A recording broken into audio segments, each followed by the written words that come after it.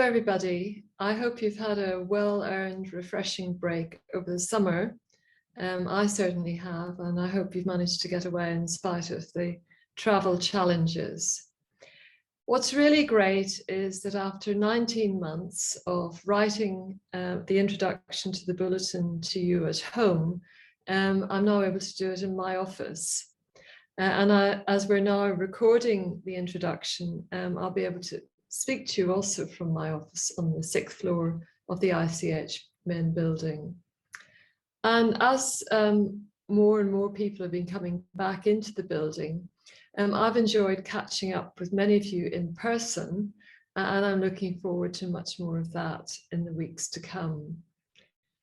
At our recent town hall meeting, we discussed the arrangements for return to work, and those have been set out in very clear detail on the UCL website, and we've communicated also the links for that in the bulletin.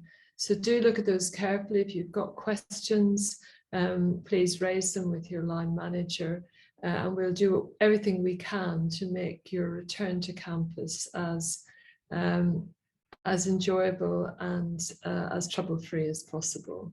As we transition to moving more of our activities back on site, and we're moving some, but not necessarily all of our meetings from the virtual to the in-person format. And this is causing a little bit of kind of rethinking how we used to do things. I'm having to check whether a meeting I've got in my diary is virtual or in person, and if it's in person, having to build in travel time because we can no longer move from one meeting to the next with just a couple of clicks. But that's interesting and welcome.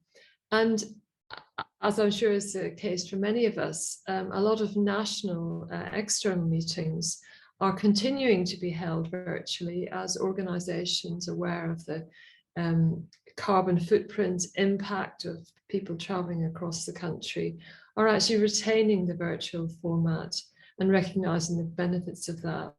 And we're going to be doing some of that as well. So by popular demand, our town hall meetings, which were introduced at the beginning of the pandemic as a way to communicate messages quickly and effectively to everyone, those meetings are going to not just be for communicating urgent messages, but for bringing you up to date with what's happening in the Institute and what new initiatives are on the horizon or have begun.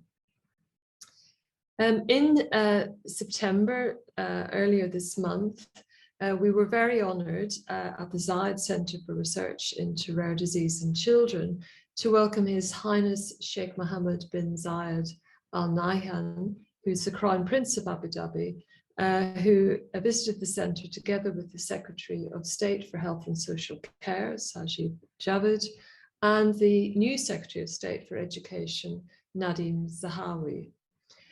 So it was a great honour to be able to have these visitors.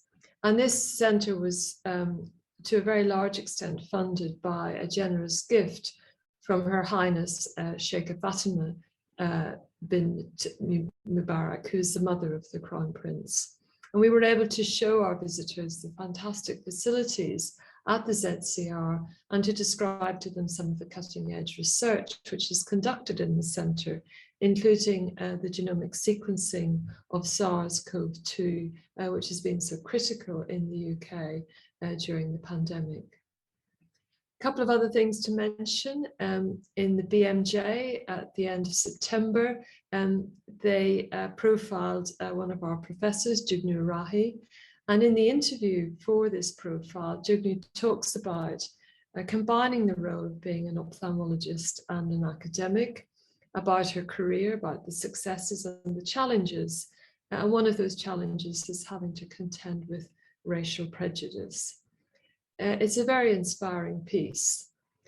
I'm also very pleased to announce that because Jane Simmons has moved into the position of co-deputy director for education, that means that she's vacating the role of postgraduate tutor for taught courses.